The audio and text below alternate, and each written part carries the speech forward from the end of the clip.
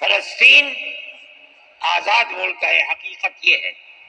آپ یہ دیکھیے، جب دولت عثمانیہ کو دنیا کی بڑی طاقتوں نے مل کر ختم کیا اور خلافت اسلامیہ ترک میں ختم ہو گئی،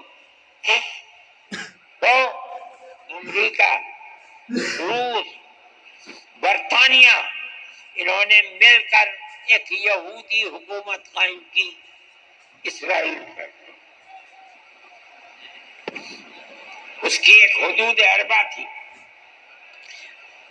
اس کے اندر فلسطین یعنی بیت المقدس نہیں تھا۔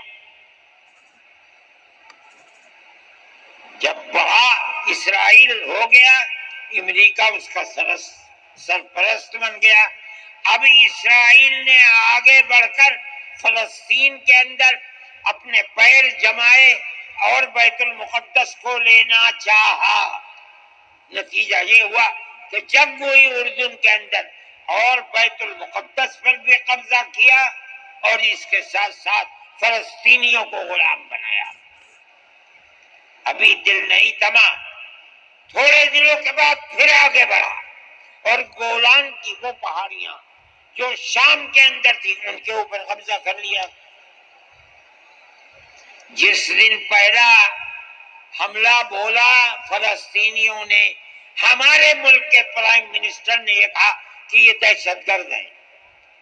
مجھے بڑا افسوس ہوا کہ یہ تاریخی دنیا کی نہیں جانتے۔ ایسا لگتا ہے جیسے انہوں نے دنیا کو دیکھا ہی نہیں۔ میں نے اعلان دیا، میں نے یہ کہا کہ جو یہ کہتے ہیں کہ یہ دہشت گرد ہیں، اگر یہ دہشت گرد ہیں اور غلامی کی زنجیروں کو توڑنا یہ دہشت گردی ہے، گاندھی جی بھی دہشت گرد تھے، نہرو بھی دہشت گرد تھے، ہمارے اکابر بھی دہشت گرد تھے۔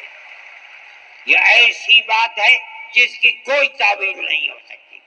اللہ کا فضل ہے، اس کے بعد سے آج تک کبھی یہ نہیں کہا گیا کہ دہشت گرد ہے۔ لیکن مجھے افسوس ہے، میں نہیں مانتا ہوں اس بات کو، لیکن ہندوستان کی یہ غلط پالیسی اگر ہے۔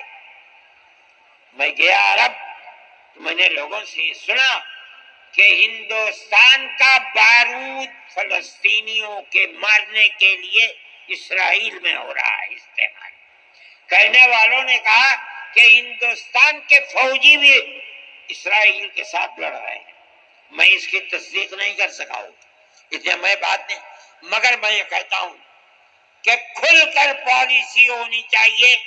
آپ اگر فلسطینیوں کے قتل عام پر راضی، امریکہ کی طرح کہیے کہ ہماری فوجیں اسرائیل کے ساتھ، آپ بھی کہیے کہ ہماری فوجیں لڑ رہی ہیں، اور اگر نہیں ہے اپنے دامن کو پاک کیجیے۔